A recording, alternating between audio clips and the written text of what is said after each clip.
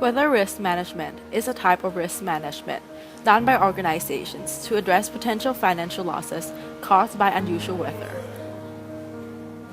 Energy, agriculture, transportation, construction, municipalities, school districts, travel, food processors, retail sales, and real estate are all examples of industries whose operations and profits can be significantly affected by the weather.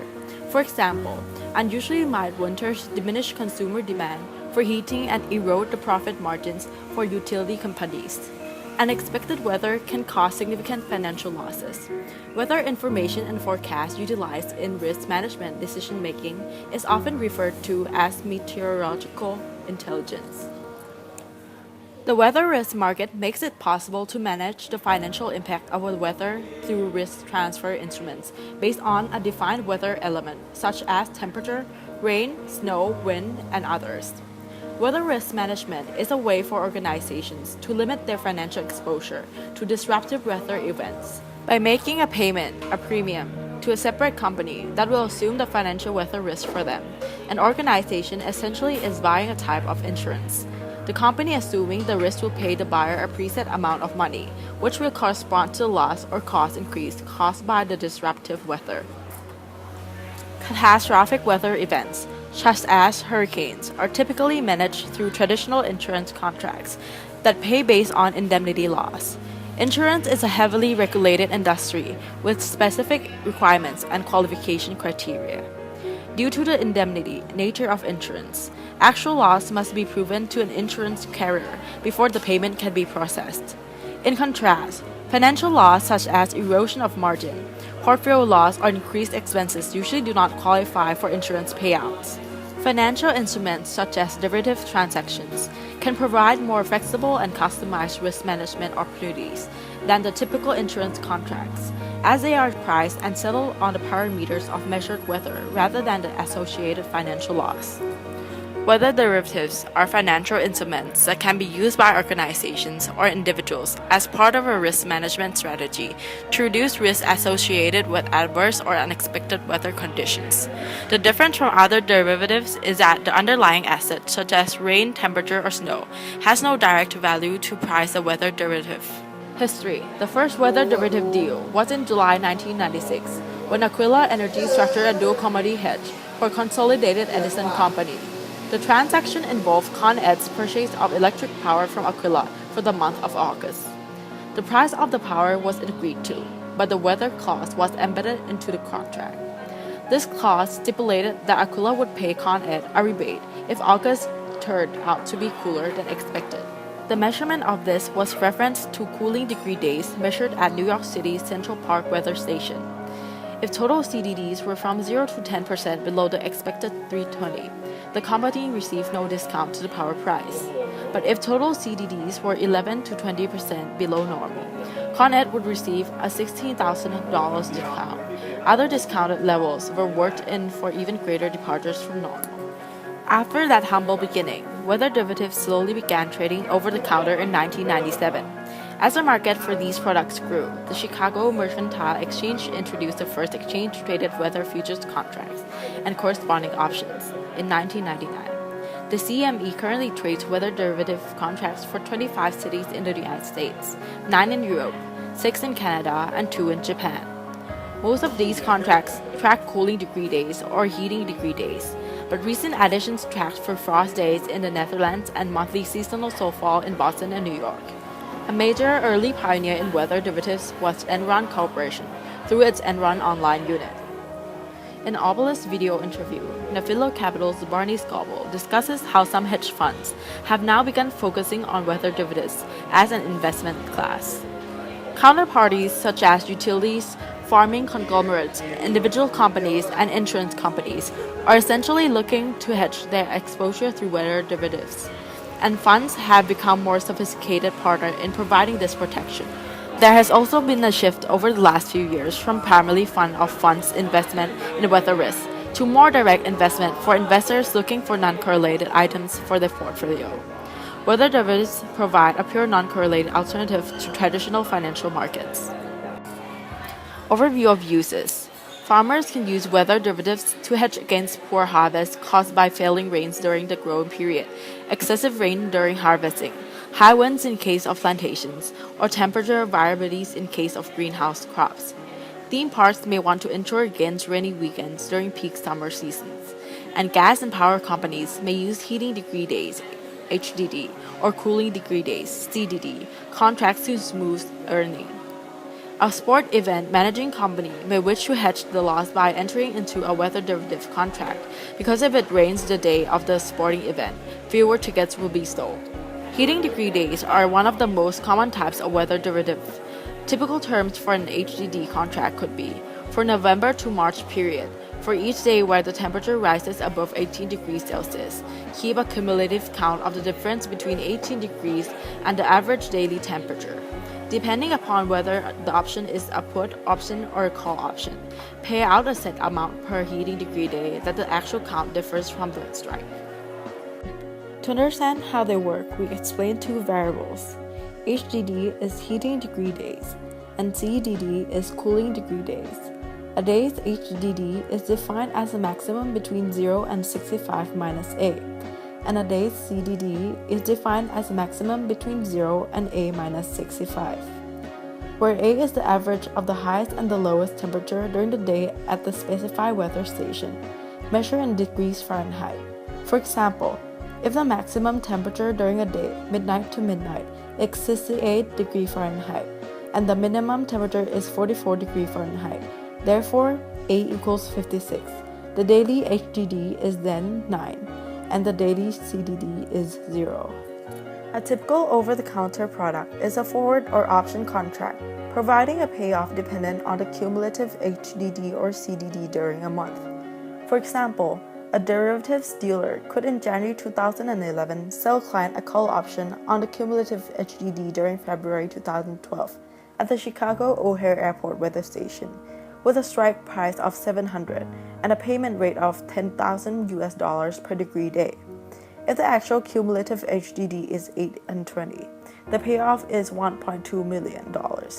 Often contracts include a payment cap. If the payment cap in our example is $1.5 million, the contract is equivalent of a bull spread. The client has a long call option on cumulative HDD with a strike price of $700 and a short call option with a strike price of $850.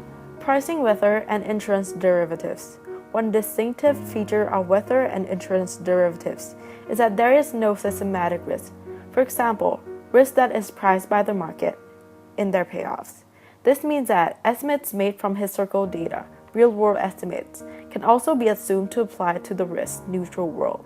Whether the insurance derivatives can therefore be priced by first, using historical data to estimate the expected payoff, and second, discounting the estimated expected payoff at the risk-free rate. Another key feature of weather and insurance derivatives is a weight uncertainty about the underlying variables' growth with time.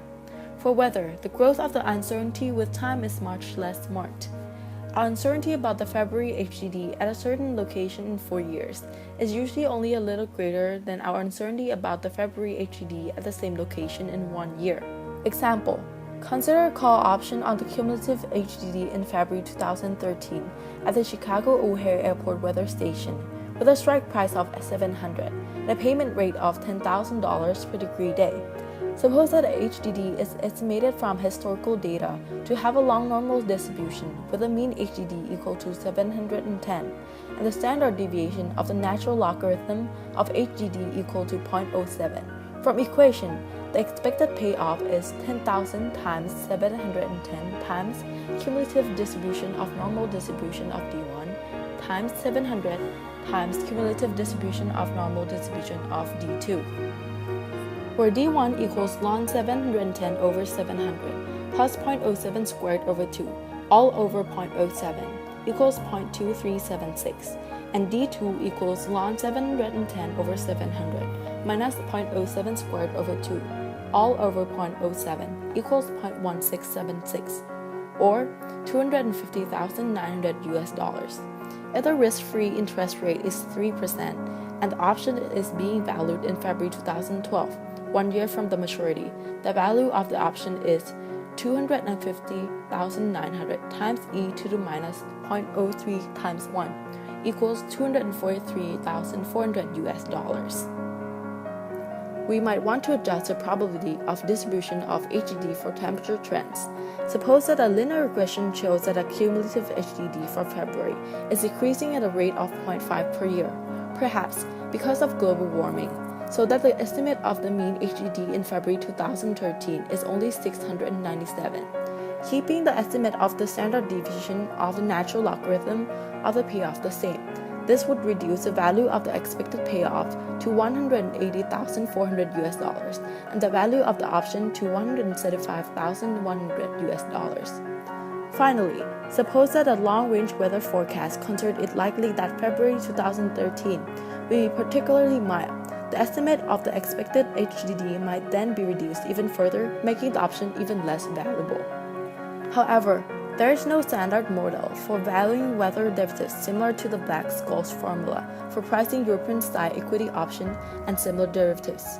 That is due to the fact that underlying asset of the weather derivative is non-tradable, which violates a number of key assumptions of the BS model.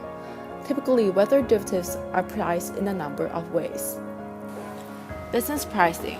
Business pricing requires a company utilizing weather derivative instruments to understand how its financial performance is affected by the adverse weather conditions across a variety of outcomes. For example, obtain a utility curve with respect to particular weather variables. Then the user can determine how much he is willing to pay in order to protect his or her business from those conditions in case they occurred based on his or her cost-benefit analysis and appetite for risk. In this way, a business can obtain a guaranteed weather for the period in question, largely reducing the expense and revenue variations due to the weather.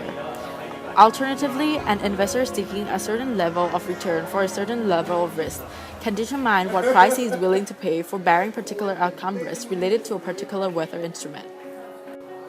Historical pricing, burn analysis. The historical payout of the derivative is computed to find the expectation.